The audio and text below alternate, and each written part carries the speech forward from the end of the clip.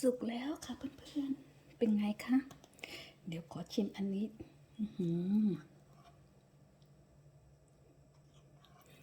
นี่แหละค่ะอันตรงนี้แหละค่ะที่ว่าจะอร่อยตรงที่มีชีสเยอะๆนี่แหละค่ะ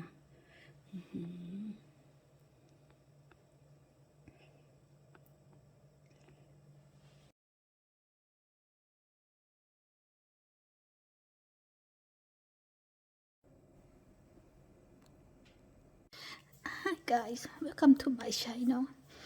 Today it is very wet and raining and cold. So I decided going to make a French onion soup. สวัสดีค่ะเพื่อนๆทุกๆคนป่านนี้คงหลับกันแล้วนะคะก็คงประมาณตี 2 ครึ่งที่เมืองไทยนะคะแต่ที่นี่ประมาณตี 1 ครึ่งเพราะตอนนี้หน้าหนาวที่อเมริกามันจะมีเป็นส่วนที่ว่าพอหน้าหนาวมาเขาจะล่นเวลา1 ชั่วโมงช้าขึ้นใช่ค่ะวันนี้อากาศหนาวมากแล้วก็ฝนตกตั้งแต่เมื่อคืนพี่ติ๋มก็เลยจะทำ French onion soup ซึ่งเป็นสไตล์ของเราเองเป็นสูตรของเราเองนะคะและการทำ French onion soup อย่างที่พี่ติ๋มเคยบอกนะคะว่าแต่ละคนสูตรการทำจะไม่เหมือนกันนะคะซึ่งถ้าน้องๆชอบสูตรพี่ติ๋มก็ทำตามได้นะคะแล้วก็อย่าลืมกดไลค์กดแชร์แล้วก็ต้องขอบคุณ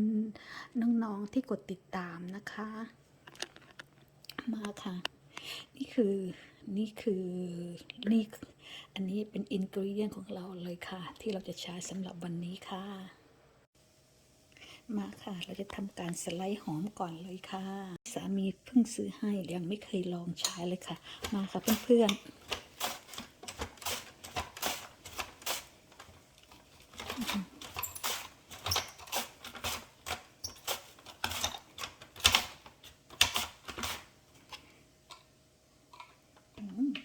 ออกมาสวยอยู่นะคะเพื่อนๆออกมากำลังพอดีเลยค่ะ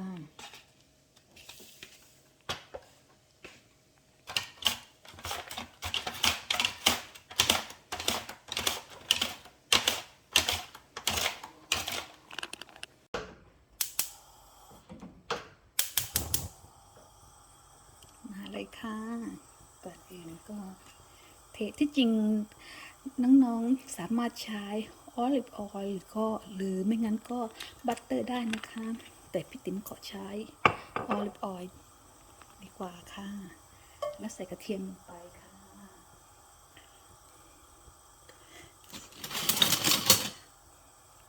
ใส่กระเทียมลงไปละ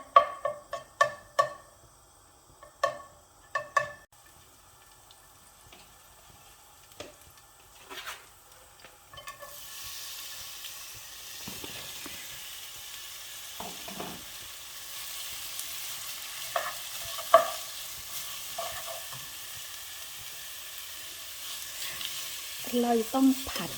หอมไปจนกระทั่งเป็นสีเหลือง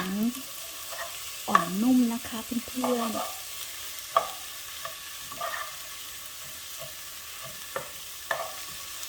Guys, this French onion is one of my favorite soup นี่ค่ะใส่น้ำตาลไป2 ช้อนชานะคะ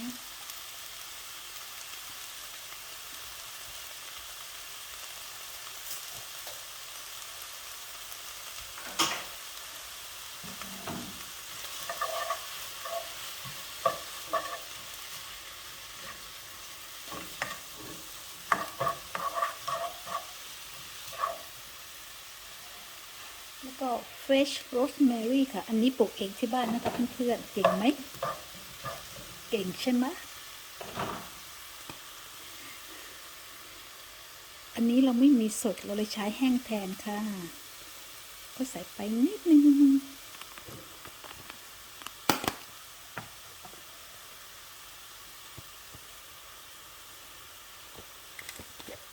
เราก็จะใส่เบลีฟไปสัก2 อันก็พอเฮ้ยใส่ไปเลย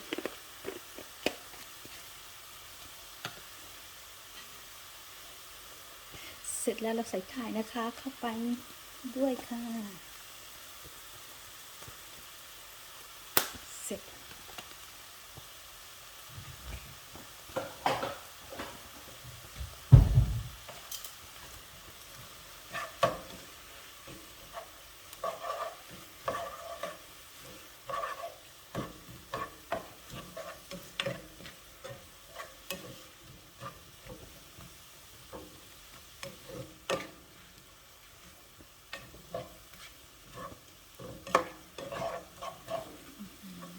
เริ่มอ่อนละ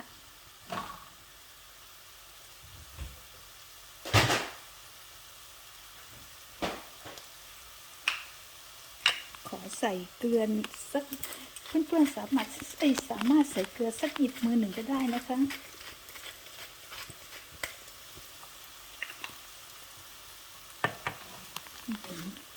หอม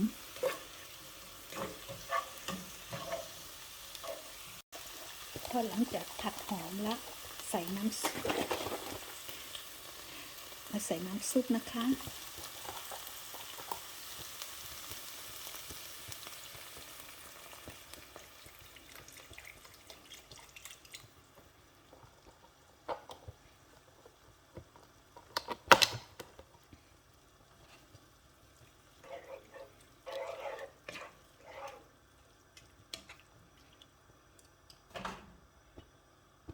ปิดฝาค่ะ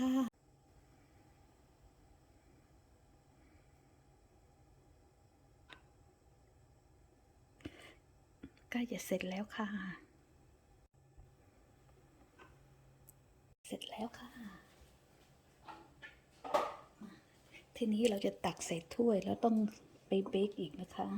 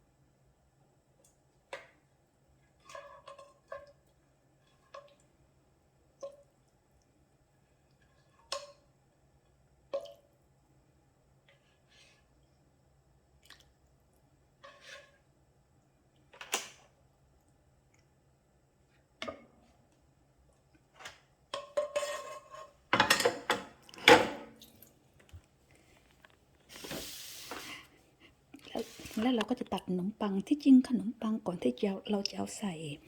ในเฟรนช์ออยเนี่ยเราต้องเบรกก่อนนะคะแต่พี่ติ๋มไม่ทำแล้วขนมปังอันนี้พี่ติ๋มทำเมื่อคืนแต่ไม่ได้ลง YouTube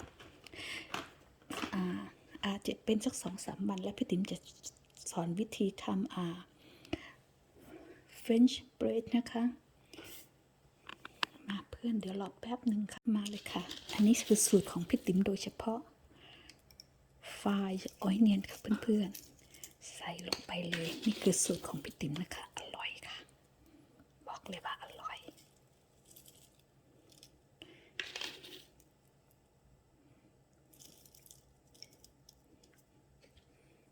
นี่ค่ะนี่ค่ะคือเคล็ดลับของเราส่วนชีสเราก็จะใช้อันนี้นะคะยี่ห้อนี้หรือเพื่อนๆชอบยี่ห้อไหนตามสบายเลยนะคะตอนนี้เรากำลังรอให้โอเว่นเราตอนนี้มันกำลังวอร์มอยู่ค่ะรอให้ร้อนปุ๊บเดี๋ยวเราค่อยเข้าไปในโอเว่นค่ะขนมปังรอ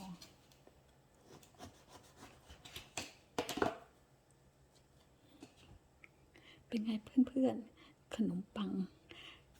กรอบนอกแข็งในอันนี้พี่ติ๋มทำเมื่อคืนค่ะเดี๋ยวจะสอนวิธีทำนะคะ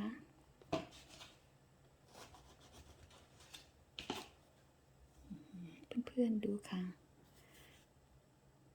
ทำไม่ยากเลยค่ะเพื่อนๆ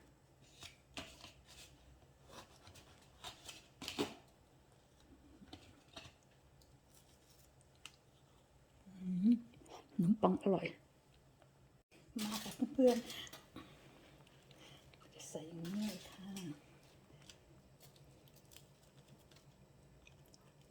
ที่จริงที่รีสอร์ทเขาจะใช้กาลิกเบรดนะคะเพื่อนๆแล้วพิมก็ใส่ชีสลงไปเลยค่ะ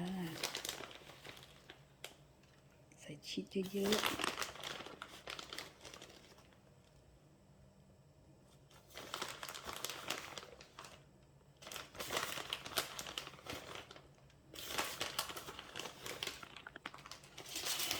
พี่ติ๋มก็จะเบรกประมาณ25 ถึง 30 นาทีนะคะไปค่ะ